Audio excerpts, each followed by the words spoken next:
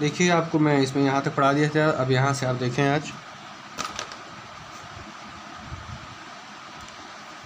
The old man was just a generous with his confidence as with his porridge and tobacco. जो बूढ़ा आदमी था, just as generous बहुत उदार था, हिज कॉन्फिडेंस अपने आत्मविश्वास को लेकर के, as with his porridge and tobacco जैसे वह अपने पोरिज दलिया और टोबैको को लेकर के।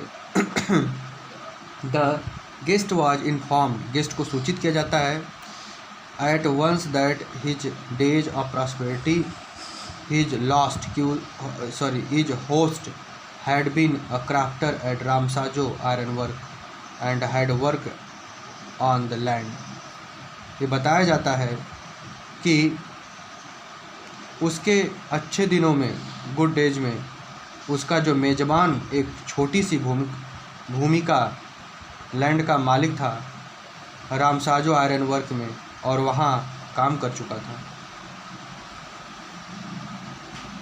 नाउ अब दैट की he was no longer able to do day labour, अब वो उसके काम करने की क्षमता ख़त्म हो चुकी थी और आगे काम नहीं कर सकता था। It was his cow his supported him, अब उसकी गाय उसको सहारा देती है। यस, द बूजी वाज एक्स्ट्रा ऑर्डिनरी, कहता है कि जो उसकी मलाई है, बूजी मलाई, यस दैट बूजी मतलब मालिक होता है, वाज एक्स्ट्रा ऑर्डिनरी।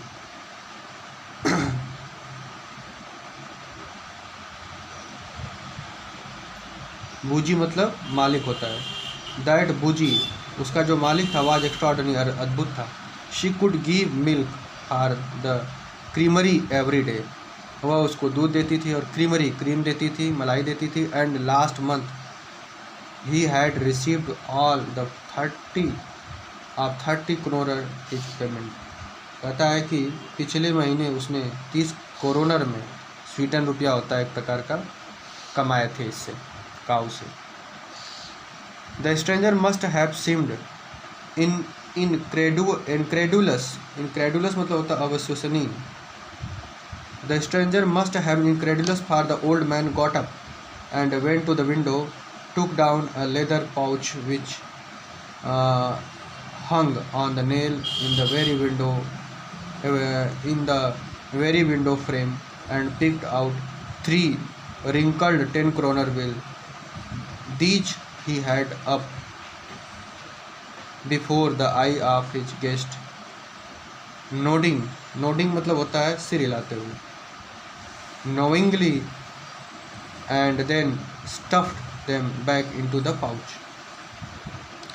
अजनबी को विश्वास हो जाता है, विश्वास नहीं हो पाता इस चीज़ का, क्योंकि वह झोपड़ी का मालिक वहाँ पर खड़ा हुआ और खिड़की के पास गया। एक चमड़े का बटुआ उसने उतारा जो उस खिड़की में लगी एक खूंटी से, एक कील से लटका हुआ था, और उसमें लगभग 10 करोनर के 3 मुड़े हुए बिल निकाले दिखाने के लिए। ये तीनों उसने मेहमान की आंखों के सामने रखे, जानबूझकर सिर हिलाते हुए, और वापिस उसको बटुए में रख दिया। The next day both man got up in good reason, अगले दिन दोनों आदमी उठे, और जो गुड सीजन है, सीजन अच्छा था। The crafter was in Hari to milk his cow, and the other man probably thought he should not stay in bed when the head of the house had gotten up।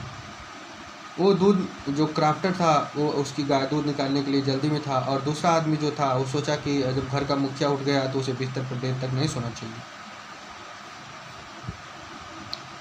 They left the cottage at the same time, वो cottage को उसी समय छोड़ देते हैं।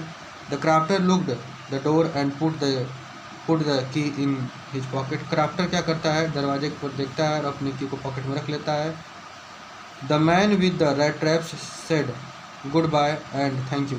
जो man रहता है वह रैट ट्रैप लिया रहता है और उसको गुड बाय बोलता है एंड धन्यवाद देता है। And thereupon each went his own way, और इसके बाद वो दोनों अपने अपने रास्ते पे चल देते हैं। But half later But half an hour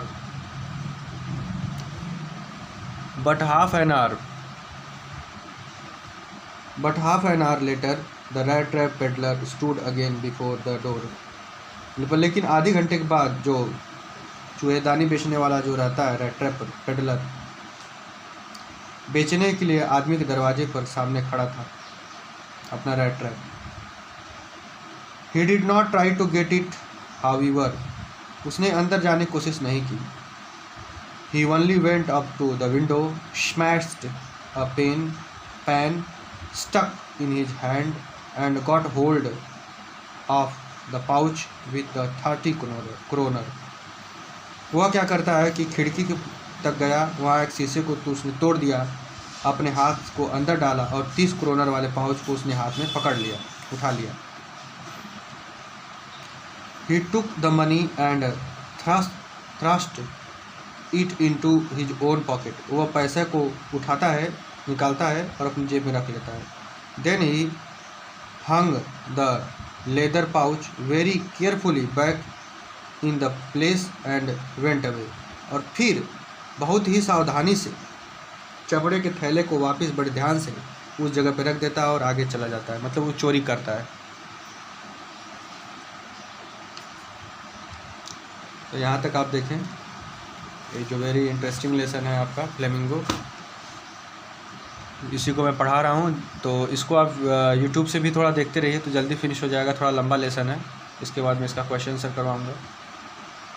और कॉपी आप बना लीजिए और कॉपी पे सारा क्वेश्चन आंसर लिख लीजिए। क्वेश्चन आंसर आप बुक से भी लिख सकते हैं और गूगल का हेल्प कर लेकर भी लिख सकते हैं। तो समरी होना चाहिए पहले, फिर इसके बाद तब क्वेश्चन आंसर होना चाहिए। समरी आप ज़रूर लिखिए, उसका बेनिफिट आपको मिलेगा।